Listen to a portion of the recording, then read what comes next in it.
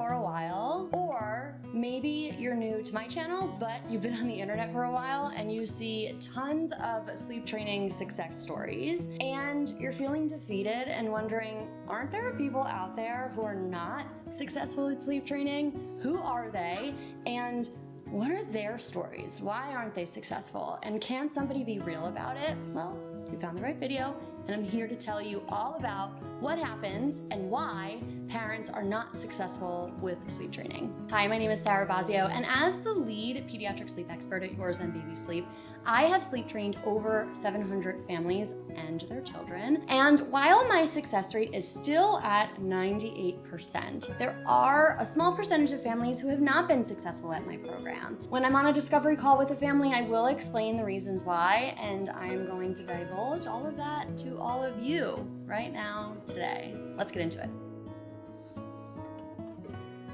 I'll be honest with you, my process for allowing families to enroll in my program is the discovery call. One of the most important questions that I ask families on these phone calls: what is your comfortability with crying? When we are sleep training, we know that we are changing what we are doing. We're changing the way that our children are falling asleep.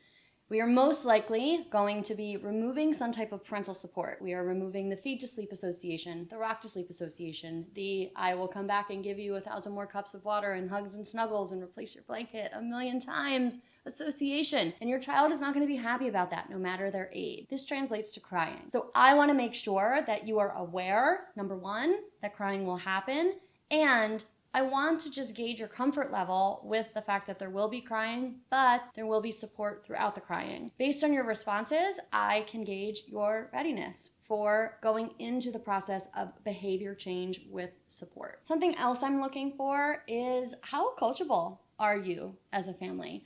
Are you looking for someone who is going to be able to guide you and you are willing to listen to their suggestions? Or are you looking to find something to, more or less, I guess for lack of a better explanation, blame for your child's poor sleep? Throw one more thing to say, all right, well, we tried that and I told you they can't sleep because even we tried a sleep consultant and even that didn't work. Because there are people out there like that. I want to make sure that you are in the coachable stage, right? It's okay if you're not. It's all right. But if you're not in the coachable stage, you're not going to be a good fit for a person who is trying to coach you.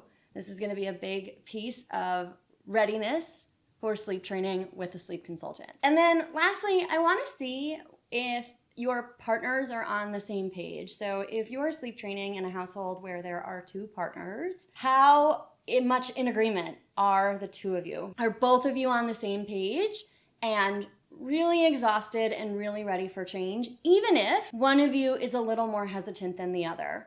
That's okay.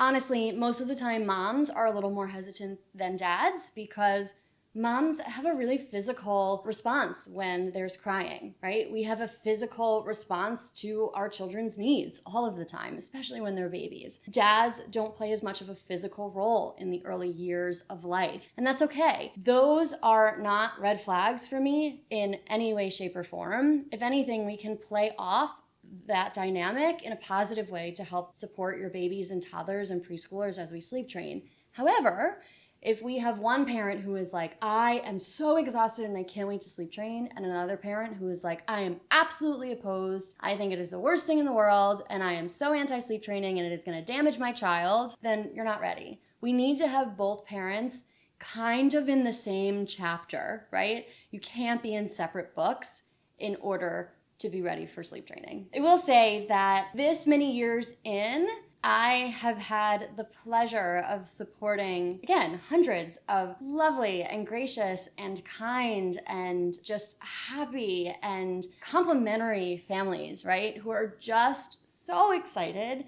to follow a plan and be willing to do whatever I say in order to get their kid to sleep. And that's not really what it's all about. Like, I don't need somebody to follow whatever I'm gonna say, right? I am so happy to work with you. A big part of my practice is I was a special ed teacher for 16 years, and bringing that to my practice, I really believe that every child learns differently, and I also believe that we can modify in the moment Like what your kid was doing 2 days ago, maybe we need to change things to make sure that they're learning appropriately. It's not always about following exactly what the program outlined 4 days later.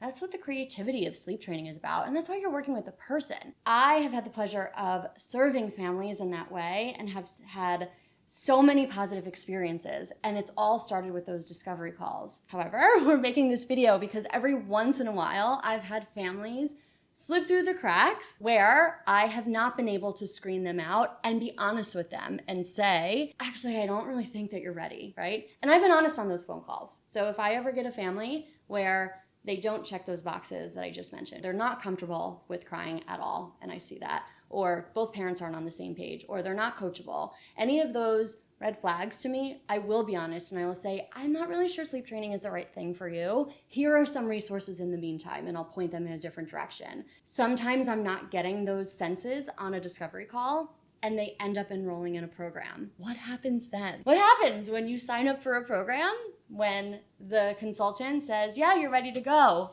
and you actually weren't ready to go, and then you're enrolled and you're in night 1 and here your baby is crying and you actually weren't ready to sleep train? Well, then are you part of the 2%? You're part of the 2%, and that's what we're here to talk about. I think you know where I'm going with this already. So if you're a family who's really looking for validation of like, I'm just afraid my baby won't be able to sleep train ever because they're so stubborn. It has nothing to do with your baby's personality. It has nothing to do with their stubbornness or your inability to do so. It really is all about the parents' follow through. So any families who have come into my program who have not been successful, in a nutshell, they haven't followed through. They haven't been consistent. And for a multitude of reasons, right? I've had families come to the program and, sit on the initial consultation call and say, well, wait, they're gonna cry? Yes, they're gonna cry.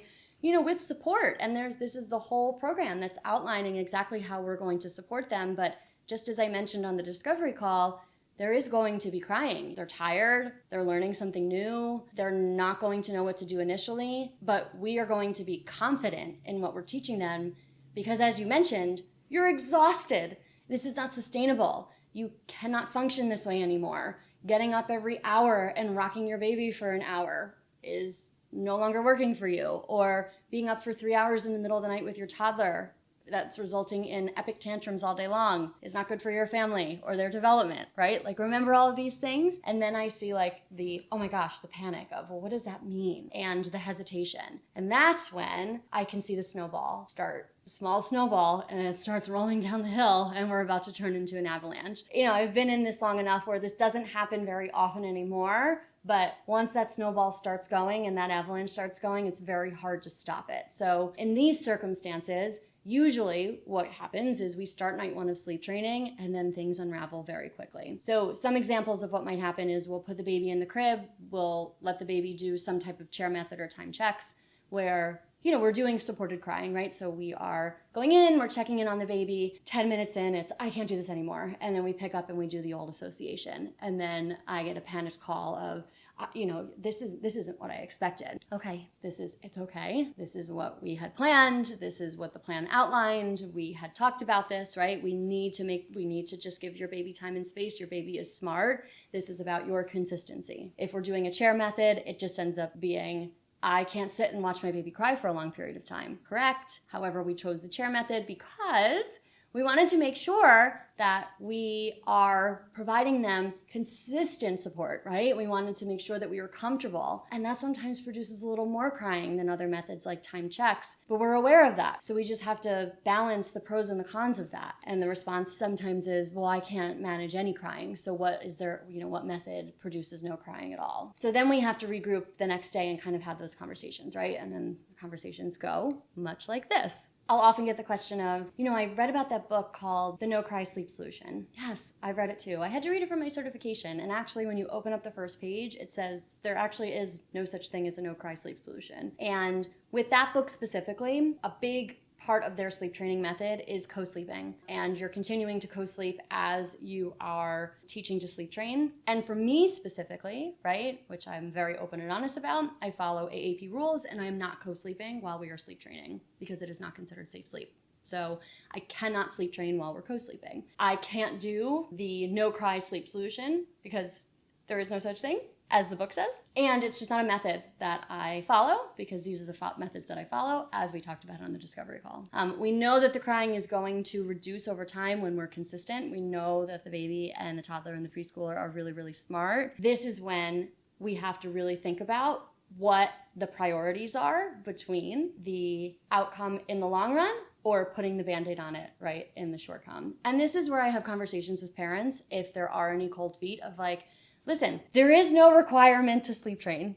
There's nothing in our non-existent parenting handbook says you need to sleep train. What sleep training provides is a teaching modality for children who need sleep support, because they are not providing you consistent, sustainable sleep habits. So if your sleep habits in your household are not sustainable and you're exhausted and it's affecting their development, then sleep training could be an answer for you. There are many other answers to that. Continuing to nurse to sleep throughout the night, that is a solution, and there's nothing wrong with that as long as it is sustainable for you. Co-sleeping with your toddler, that is a solution. There's nothing wrong with that as long as it is sustainable for you, right? But in those cases, you would not consult with a sleep consultant, because sleep consultants are not going to tell you to continue to do those methods, right? They're going to tell you that your kids can actually learn new things.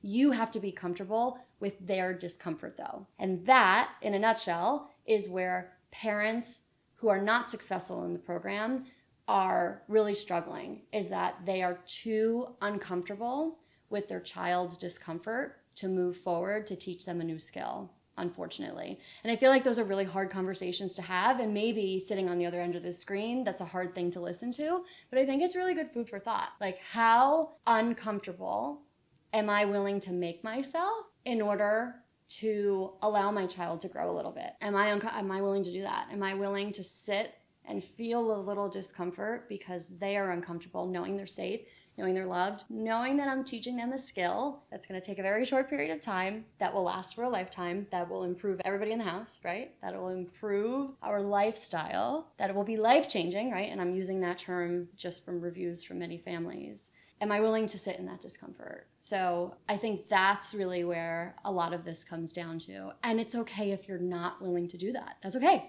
That's a personal preference. You know, it's very similar to the concept of like short-term pain for long-term gain. This is one of the first boundaries that you may be choosing to put up as a family. You are teaching a boundary. And as parents, you may decide as a family that you want to put up boundaries and rules for your children. And that's okay. As parents, what I believe, and this is what I teach in my programs, that we can put up boundaries because we know what's best for them. Our children don't know what's best for them because they don't have a developed prefrontal cortex. We are supposed to guide them in that. And their job is to protest that. And these are all the conversations that, right, I'm having with families who may be getting cold feet. But sometimes, right, as the avalanche is rolling, then what I start to see is we might see some self-sabotaging of the program.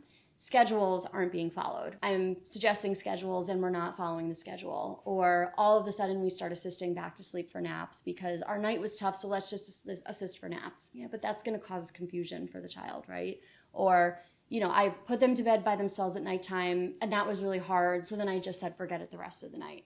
Okay, but that's the concept of intermittent reinforcement. If you're allowing them to do it by themselves at one point and then you tell them never mind, you don't have to do it by yourself the next time, it's just like a slot machine.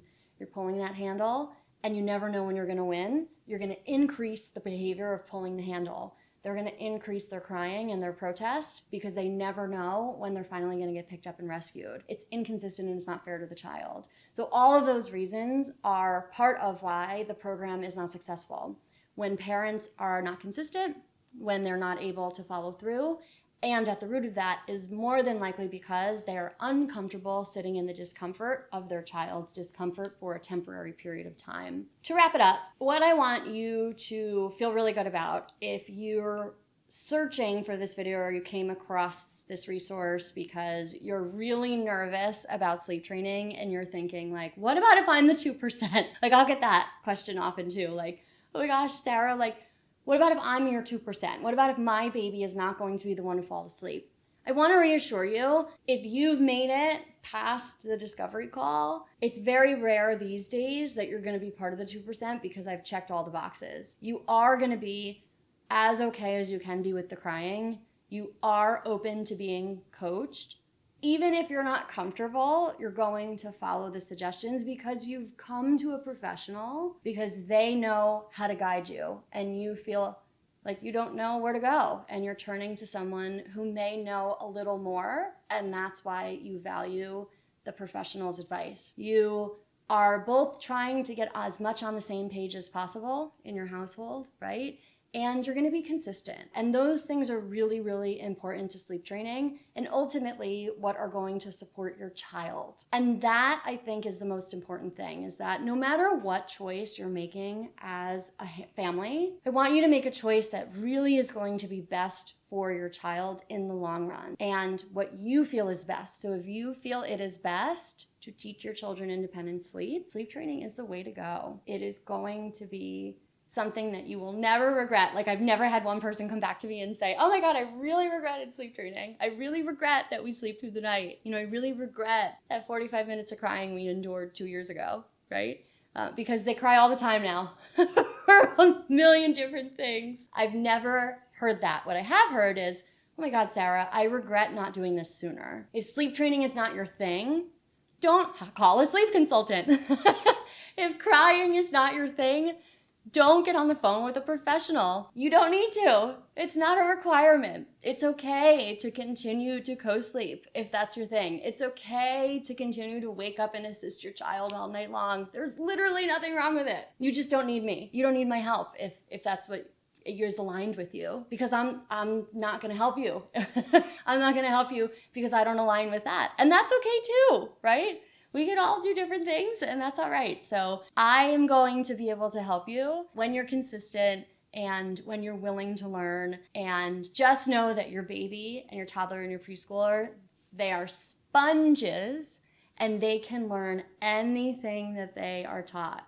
I promise you that. I promise you that. It's us. We're the ones that have a hard time learning because our brains are old. It's the babies that are really, really willing to learn and excited to sleep. And yeah, if you're here looking for help, I'm here for you. I'm here for you. And I'd love for you to reach out. You can do that by booking a call. So I have calls available. Those discovery calls I was talking about, I offer them complimentary. They're 15 minutes, and you can book one. The link is below.